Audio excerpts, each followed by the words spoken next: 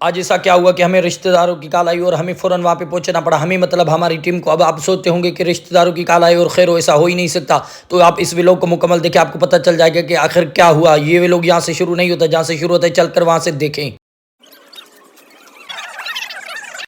السلام علیکم ورحمۃ اللہ وبرکاتہ. کیسے آپ؟ امید ہے کہ آپ سب خیریت سے ہوں گے. علی جیلانی اسٹوری کے ولاگ میں آپ سب کو خوش آمدید کہتا ہوں. آپ اپنی ہر صبح ماں باپ کی دعا اور نبی کریم صلی اللہ علیہ وسلم کی شریعت و سنت کے ساتھ ساتھ شروع کیا کریں, کیونکہ اس میں برکت بھی ہوتی ہے. ولاگ دیکھنے کے ساتھ ساتھ آپ مجھے یہ بھی بتائیں کہ میرے ویڈیوز اور ولاگ آپ کو کیسے لگتے ہیں. جس کو اچھے لگتے ہیں مجھے ضرور بتائیں. آج یوں ہوا کہ میری ٹیم کے ممبر عارف بھائی نے مجھے کال کی کہ علی بھائی آپ کال کیوں نہیں اٹھا رہے. میں نے کہا میرا موبائل چارجنگ پہ لگا ہوا تھا. خیریت تو ہے؟ کیا بات ہے, حکم کریں. تو اس نے کہا کہ علی بھائی خیر نہیں ہے, کیونکہ آج رشتہ داروں کی کال آئی ہے کہ فوراً یہاں پر پہنچے. نے اپنی ہلکی سی آواز میں کہا کہ خیر تو ہے یار, کیا ہوا؟ اس نے کہا کہ بھائی آپ پریشان مت ہو, ایسی کوئی بات نہیں ہے. آج انہوں نے بلایا, اپنی خوشی میں ہمیں شامل کرنا چاہتے ہیں. یہاں پر پھر میں پریشان ہو گیا کہ رشتہ دار ہو کر پھر خوشی میں کیسے شامل کر سکتے ہیں.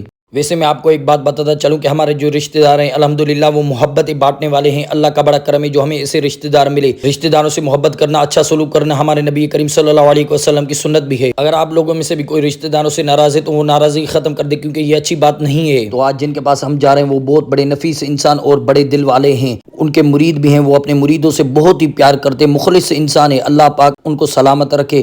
ہم اللہ پاک سے دعا کرتے ہیں کہ اللہ پاک ان کو ہمیشہ خوش رکھے. ویسے ہمارے علاقے میں موسم بہت پیارا تھا, لیکن اس کے ساتھ ساتھ گرمی بھی بہت تھی. ایسا لگ رہا تھا کہ شاید بارش ہونے والی ہے, لیکن اوپر جب دیکھ رہے تھے تو سورج بھی تیز تھا. اور آپ کے پاس موسم کیسا ہے مجھے کمنٹ میں ضرور بتائیں, اور میرے ویلوگ کو آپ کہاں سے انجوائے کریں یہ بھی مجھے ضرور بتانا. اور ہم جیسے ہی وہاں پر پہنچے تو رش دیکھ کر ہم حیران ہو گئے, کیونکہ بہت بڑا رش تھا. لیکن ہمارے ٹیم کے ممبر نے ہمیں کہا کہ یار انہوں نے کھانے کا بھی انتظام کیا, کیونکہ آتے ہی اس کی دیگوں پر نظر پڑ گئی تھی. اصل میں بات یہ کہ آج انہوں نے اپنے بڑوں کی خیرات کی ہوئی تھی, تو اس کے ساتھ ساتھ انہوں نے مسجد بنانے کا بھی ارادہ کیا, اور اس خیر والے کام میں انہوں نے اپنا بڑا پن دکھا کر ہمیں بھی شریک کیا. تو انہوں نے کہا کہ بھائی اب آپ بتائیں قبلے کا رخ کس طرف ہوگا. تو ہم نے کہا کہ بھائی ثواب کا کام میں دیر کس بات کی, ہم بھی آگے چلے آئے. یہاں پر میں آپ کو ایک بات مزے کی بتاتا چلوں کہ صحیح بخاری اور مسلم شریف میں آتا ہے, ہمارے نبی کریم صلی اللہ علیہ وسلم نے فرمایا جو شخص اللہ کے لیے مسجد بنائے اللہ اس کے لیے جنت میں اس جیسا گھر بنائے گا. ایک اور بات بتاؤں کہ مسجد بنانے والا شخص جنت میں گھر کا حقدار بن جاتا ہے. یہ سید زادی مسجد نہیں, اسے سمجھو کہ جنت میں اپنے لیے گھر بنا رہے ہیں.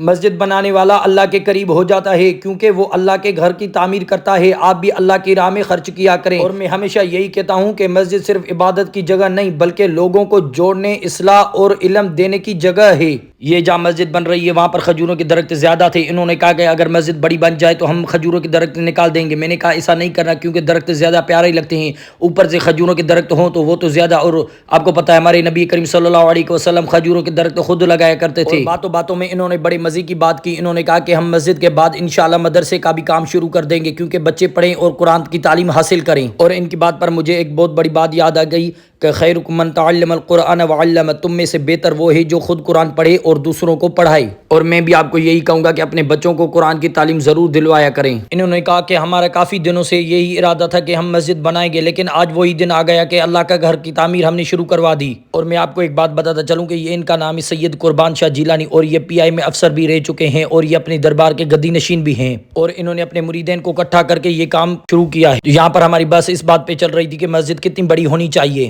اور یہاں پر ان کی بات میں نے مکمل سنی. اس کے بعد میں نے اپنا مشورہ دیا. جب میں نے مشورہ دیا تو ان کو بہت ہی اچھا لگا, اور انہوں نے اوپر سے مجھے دعائیں دے دی. آپ کو پتہ ہے جب بڑوں کی دعائیں ملتی ہے تو کتنا دل خوش ہو جاتا ہے. انہوں نے کہا کہ ٹھیک ہے جیسا آپ کو اچھا لگے ویسا ہی کریں.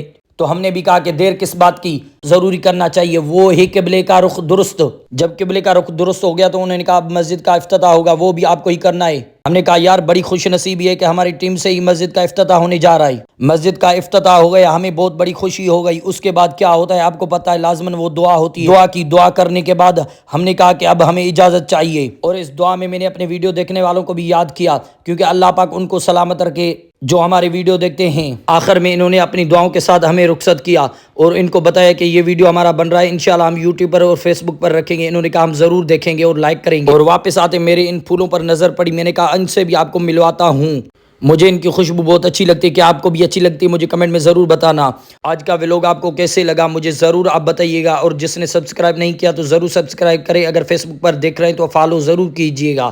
اور اس ولاگ کو یہاں پر کرتے ہیں ختم, اور ملیں گے انشاءاللہ نیکسٹ ولاگ میں.